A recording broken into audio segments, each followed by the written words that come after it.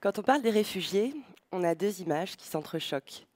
D'un côté, celle d'une masse indéterminable qu'on appelle les migrants, et de l'autre, celle qui est plus fière et plus rassurante du médecin syrien. Moi, je connais des gens. Ces gens ont un prénom, ils s'appellent Kessang, Ikhlas, Issouf, Mogad, Jamali. Dans leur pays, ils n'étaient pas médecins, mais ils étaient potiers, électriciens, cuisiniers, bergers. C'est des gens qui ont un âge, qui ont un passé, qui ont un présent et qui ont un avenir. Et puis c'est des gens qui avaient une vie sociale, professionnelle et familiale. Je les ai connus à l'été 2015 au lycée Jean Carré, qu'ils occupaient dans le 19e arrondissement. Moi, j'étais freelance, j'avais assez peu de missions, l'été se terminait pour moi, et donc j'y suis allée. Les gens avaient tout perdu. Et puis la seule chose qui revenait dans leur bouche, la seule demande, c'était cette question: où peut-on apprendre le français ? Adam, un jeune Tchadien avec qui je parlais, m'expliquait que pour apprendre cette langue, notre langue, eh bien, il sortait dans la rue, il parlait avec des Parisiens, leur posait n'importe quelle question, et puis il laissait traîner son téléphone portable au milieu, comme ça, discrètement.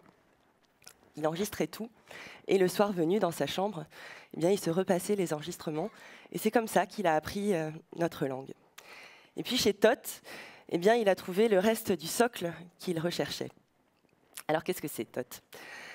Tot, c'est une idée qui m'est venue quand je me suis aperçue que lorsqu'on parle d'adultes en précarité, tout d'un coup, on bascule d'un système où on a des objectifs, des structures, des professionnels, à un système bénévole et plus ou moins amateur. Alors, je ne sais pas si dans cette salle, quelqu'un parmi vous a déjà eu au lycée ou au collège un professeur de maths, d'histoire géo ou d'anglais qui était bénévole. À vrai dire, je le sais, et c'est sûr que non. Parce qu'en fait, être enseignant, c'est un métier, c'est un bac+5 au minimum, ça s'apprend, et on ne s'improvise pas enseignant. Et quand l'idée, c'est que les gens soient très vite autonomes, que très vite ils obtiennent un diplôme pour pouvoir le valoriser dans un CV et pouvoir se réinsérer dans une vie économique et sociale, il faut des vraies structures et de vrais professeurs. TOT, c'est l'école de français diplômante des réfugiés et des demandeurs d'asile non diplômés dans leur pays d'origine. Notre objectif, c'est qu'en 16 semaines, donc en 3 mois et demi, nos étudiants atteignent un niveau linguistique en français valorisable par un diplôme d'État, valable partout dans le monde et à vie, qui s'appelle le DELF. Alors comment on fait tout ça ? Eh bien, tout simplement en réhabilitant déjà le socle d'apprentissage. Une direction pédagogique, un lieu unique, des horaires fixes, des groupes fixes par niveau, et puis un professeur par classe. Pas 10 professeurs bénévoles qui tournent, un seul professeur de français langue étrangère par classe et pendant toute la session de cours.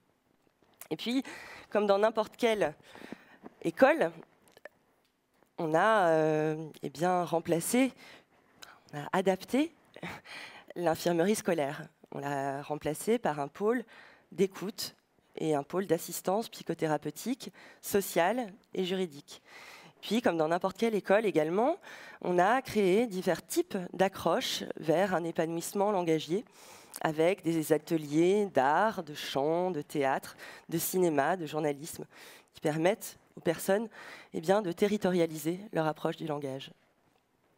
Et puis enfin, comme toujours dans n'importe quelle école, il y a un pôle d'orientation professionnelle, vers de la formation, donc avec une experte professionnelle, rémunérée une fois de plus, qui dirige nos étudiants vers le parcours qui est adapté à la fois leur background et à leurs aspirations. Tot, dans la mythologie égyptienne, c'est le dieu qui incarnait la connaissance et qui, pour disséminer le savoir parmi les hommes, a inventé le langage. Et Tot, chez nous, à notre échelle, c'est aussi l'acronyme de transmettre un horizon à tous. Alors depuis notre création, il y a 1 an, en juin 2016, on a déjà accueilli 150 personnes venant du Soudan, d'Afghanistan, d'Érythrée, du Tchad, du Tibet, de tas de pays où leur vie était extraordinairement menacée. Certains de nos étudiants n'avaient jamais tenu un stylo de leur vie. Et ben chez nous, en 3 mois et demi, ils ont appris à écrire, à lire, à s'exprimer, et ils ont même obtenu des résultats exceptionnels au diplôme. 90% de nos étudiants ont été diplômés. On est soutenu par des institutions, notamment par l'Alliance française de Paris, qui est située dans le 6e arrondissement et qui accueille l'ensemble de nos classes. On est également soutenu par le rectorat, par des lieux comme le Forum des images, la Gaîté lyrique, la Cité des métiers, qui sont des lieux qui sont à la fois remplis de sens, de ressources, mais aussi de prestige, et qui permettent à nos étudiants, peu à peu, de circuler et de se sentir aussi valides à La Chapelle ou à Stalingrad que dans un lieu de culture. Alors évidemment, tous nos soutiens nous encouragent à continuer. Aujourd'hui, on a 5 classes à la fois par session, donc 70 étudiants. Nous, on voudrait ouvrir davantage de classes, en ouvrir une, puis l'autre, faire les choses bien, ne pas perdre notre supplément d'âme. Pour le dire très très concrètement, pour notre dernière session de formation, l'inscription a duré 45 minutes. On a rempli l'ensemble de nos classes en 45 minutes. Et là, notre enjeu, c'est de pouvoir l'ouvrir 5 minutes de plus, cette inscription. Demain, ce qu'on voudrait aussi, en fait, surtout, c'est que chacun, à son arrivée en France, puisse accéder à des structures professionnelles comme la nôtre. Puisqu'en fait, il n'y a aucune raison pour que les réfugiés n'aient droit qu'à l'aide bénévole. Parce que quand on œuvre pour l'égalité, on œuvre pour des professionnels pour tous. Merci.